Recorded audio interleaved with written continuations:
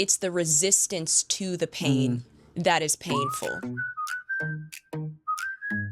We know you're an artist. Without saying that you're an artist or any of your titles, who actually are you? Who are you? Who are you? The world's reading and what's your truth? You want to go first or me? I think I got something if you want to think. You go first.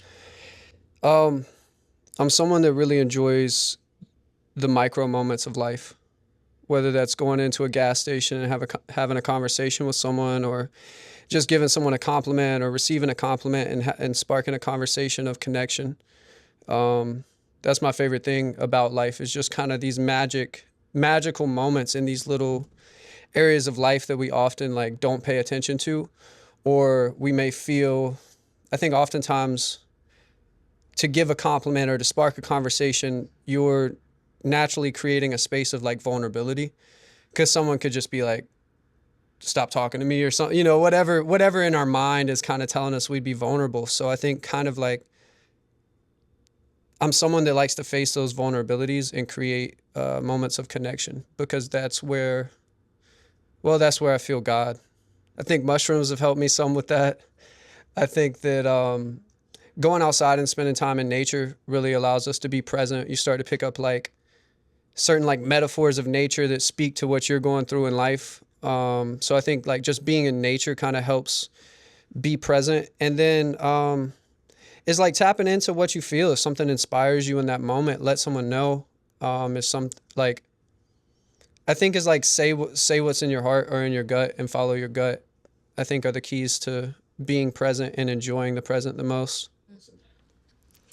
So I would say that I'm the kind of person that really enjoys digging deep with people. I'm very curious about people's minds and the way people interact with each other and how we interact with the world around us. And I really love listening to people's stories and learning about them and what makes their mind work. And I also really enjoy just like offering my thoughts on things if people are open to that. And yeah, I really like looking at that on a micro level from individual person to individual person, and also on a larger level, how like groups of people interact with other groups of people, and just what this all means, our connection to each other, how all of us humans on this earth, all however many billion of us, are connected at the end of the day.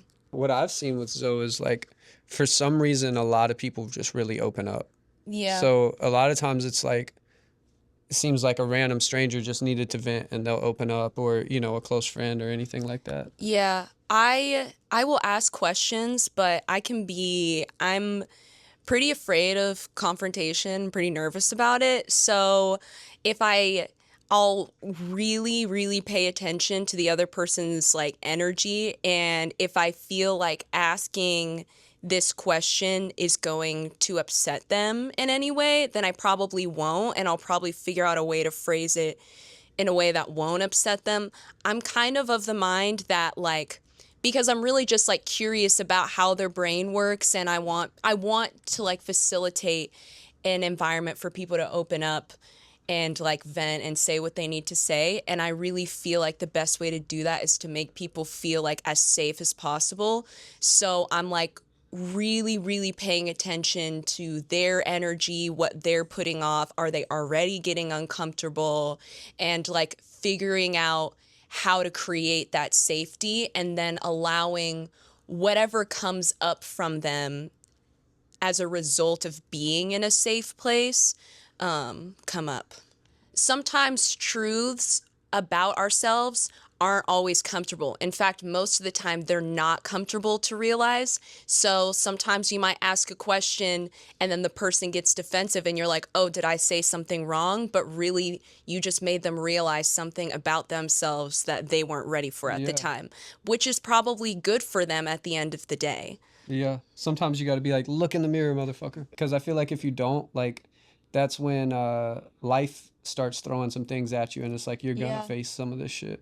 So it's like better train up. I saw this thing and it was saying that like it's not really pain that we are afraid of as humans, or it's not really the pain the pain itself that's so painful in life. It's the resistance to the pain that is painful. Yeah. I just want to give a quick shout out to Grouped because there's a lot of companies out here that say they care about independent artistry and, you know, put on a good front on social media and everything. But then there's people who are behind the scenes actually pulling strings for independent artists and helping put them in positions of opportunity and providing things like free content days, which just goes like a long way. So just want to give a shout out to everybody at Grouped and just say thanks because y'all keep people's batteries charged up. There's a lot of shit out here as independent artists we face, and that shit gets tough. And to have like people in your corner that are